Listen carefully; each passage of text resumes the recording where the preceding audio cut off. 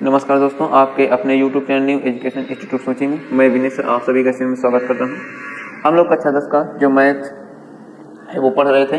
Math में जो कि 2025 आने वाली जो बोर्ड परीक्षा है उसके अनुसार पढ़ रहे थे, जिसमें कि हमने पहले टाइप बता दिए कि कौन से टाइप के 6 नंबर में क्वेश्चन आता है। आज हम दूसरे टाइप पे बात करने वाले हैं।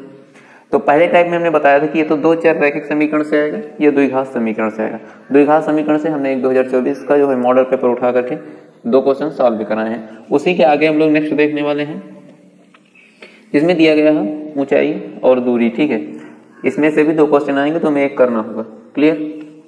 यदि हमारे चैनल पहली बार जुड़े हैं, चैनल को सब्सक्राइब कीजिए। ये वीडियो आपको अच्छा लगा तो वीडियो को क्या कीजिए, लाइक कीजिए। यदि आप 10th बोर्ड एग्जाम की या 12th बोर्ड एग्जाम की तैयारी कर रहे हैं तो हमारे चैनल को सब्सक्राइब कीजिए, ताकि जो भी वीडियो अपलोड किया जाए उसकी जानकारी आपको पहुंचे। तो क्वेश्चन नंबर फर्स्ट दिया गया है, जो कि आपके मोबाइल स्क्रीन पर दिख रहा होगा। एक पेडेस्टल के शिखर पर 1.6 मीटर ऊंची मूर्ति लगी है। भूमि के शिखर का उन्नयन कोण 60 डिग्री है। उसी बिंदु से पेडेस्टल के शिखर का उन्नयन कोण 45 डिग्री है। तो सबसे पहले हम लोग देखते क्या है, क्या दिया गया है।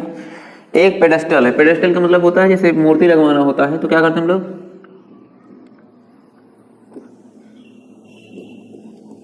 मान लेते हैं ये पेडेस्टल है, ये इतना ऊंचा। क्लियर? अब इसके ऊपर एक आपको 1.6 मीटर की मूर्ति लगवानी, 1.6 मीटर ऊंची मूर्ति, और इसका इस बिंदु से उन्नयन कोण दिया गया है 60 डिग्री।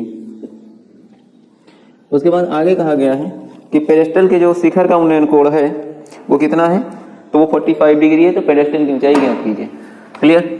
तो यहां से अगर हम ये पेडेस्टल का शिखर होगा तो शिखर से अगर हम एक इसको मिलाने का प्रयत्न करें ऐसे, तो ये क्या हो जाएगा, ये हो जाएगा आपके पास कितने डिग्री का, 45 डिग्री का।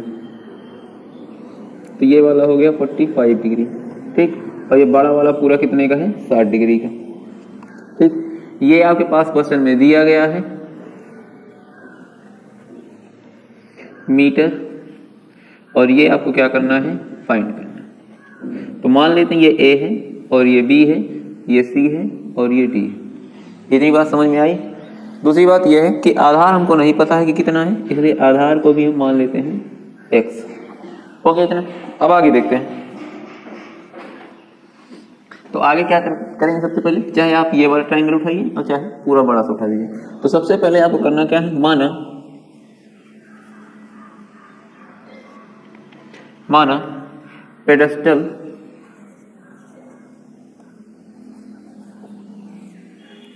की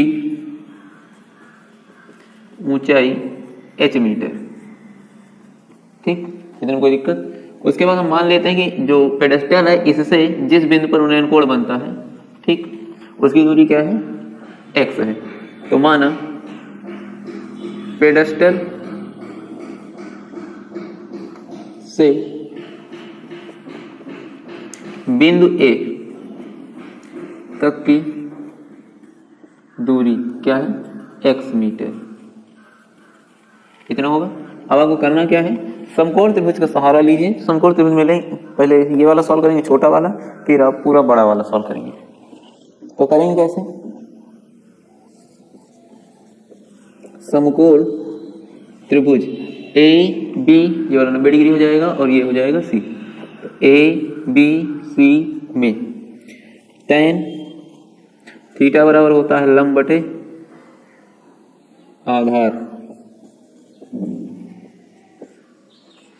तो tan 45 डिग्री और लंब यहां देखें तो यहां से यहां तक क्या होगा, h बटे x। इसकी वैल्यू होती है 1, तो हो जाएगा h/x। तो h बराबर आ जाएगा x। Equation number first. इसमें कहीं दिक्कत? आगे देखते हैं, फिर पूरा त्रिभुज उठा लेते हैं, ए बी डी।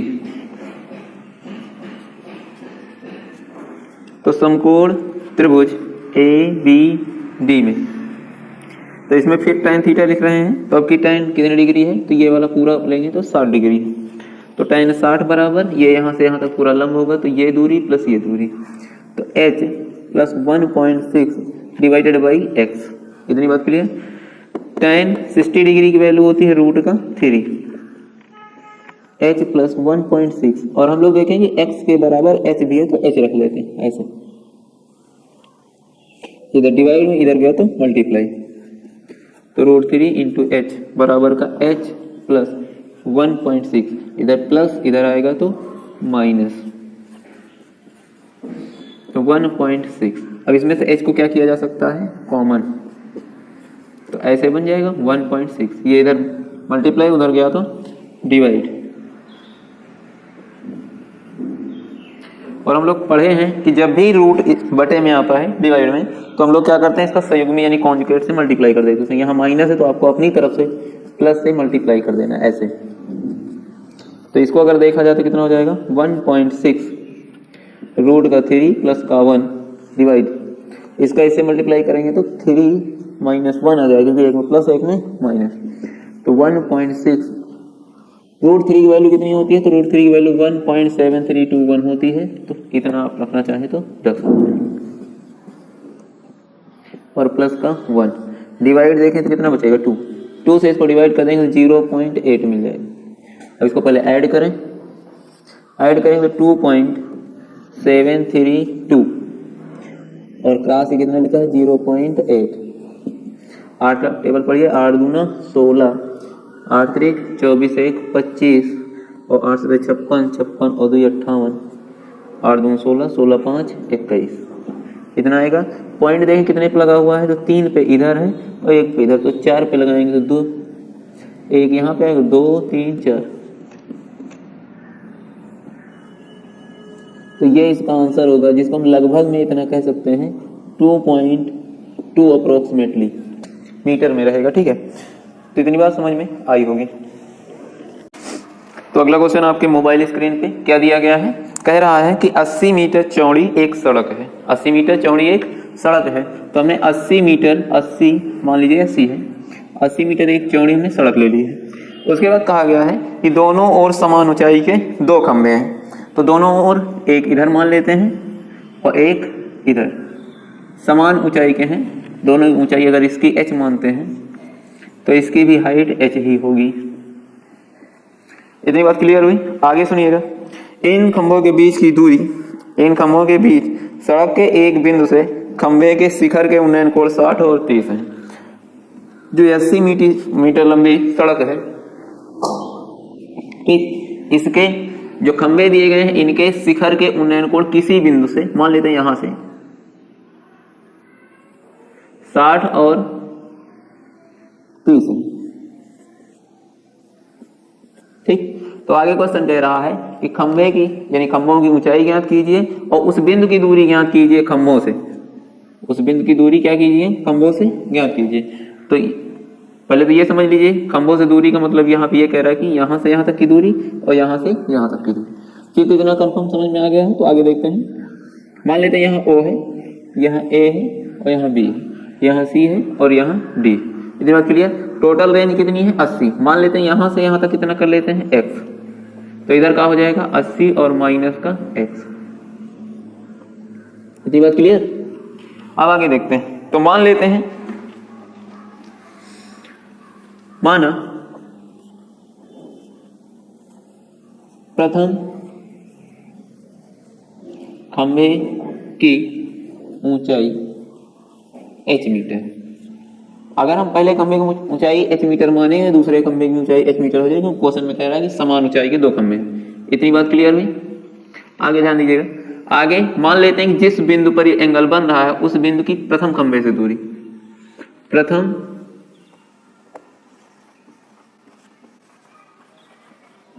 खंभे से, प्रथम खंभे से बिंदु की दूरी, बिंदु कौन सा है O माना गया, तो O, बिंदु O की दूरी x मीटर है। इतना बात क्लियर है। तो आगे ध्यान दीजिएगा, तो एक ये समकोण त्रिभुज बनेगा,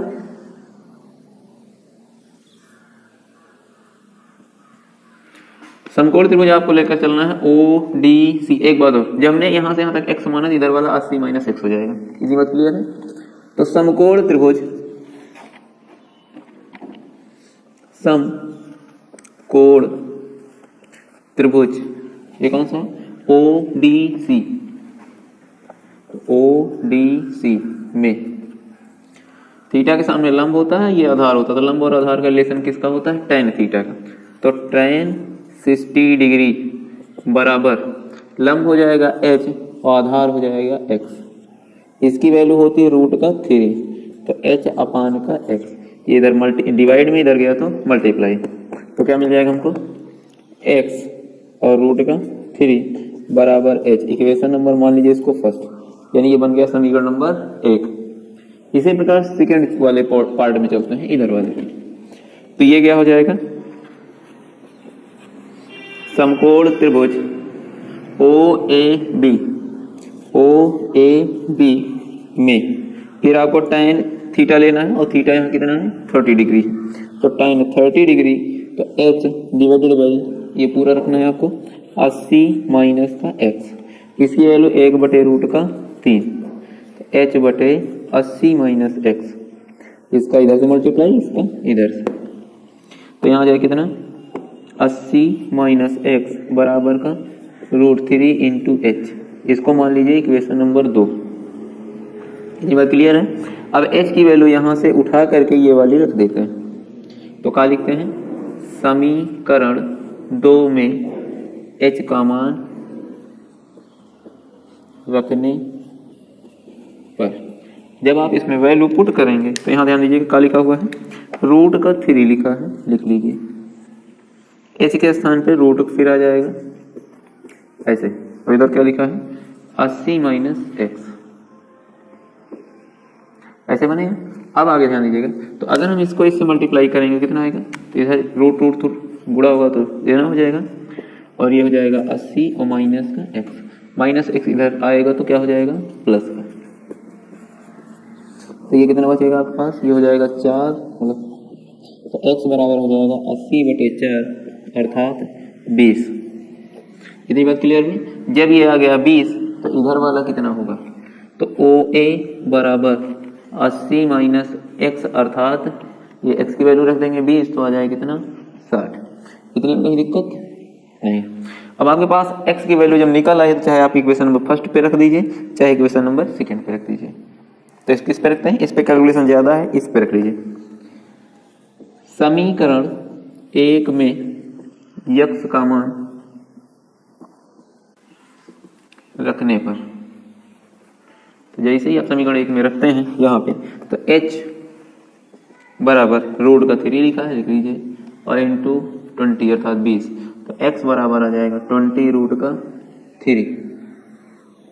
आप इतने पे आंसर लिख सकते हैं, ठीक। अगर किसी को ज़्यादा दिक्कत है तो आप √3 की वैल्यू क्या करिए, ऐसे पुट करके मल्टीप्लाई कर लीजिए। इसकी वैल्यू 1.732 होता है, 2 दूना 4 हो जाएगा, 2 3 6 हो जाएगा, 2 7 14 हो जाएगा, और 2 1 कम 2 1 3, 1 0 लगा है 0 लगा लो, 3 पे पॉइंट लगा है 3 पे पॉइंट लगा लो, तो ये इतने मीटर लगभग बन रहा है। सलाह ये देते हैं कि बोर्ड पेपर में आप रूट के चक्कर में मत पड़िएगा, वो दशमलव के चक्कर मत पड़िएगा, यहीं पे आप आंसर लिख दीजिएगा। तो आई होप इतना समझ में आया होगा। तो ऐसे ही आप जो भी आपके पास आंसर वगैरह है उनको सॉल्व कीजिए, और विशेषकर में ये क्वेश्चन देखने का प्रयास कीजिए कि कौन से क्वेश्चन ज़्यादा लगातार बोर्ड पेपर में पूछे गए हैं। उम्मीद था वही क्वेश्चन आने के चांस भी रहते हैं।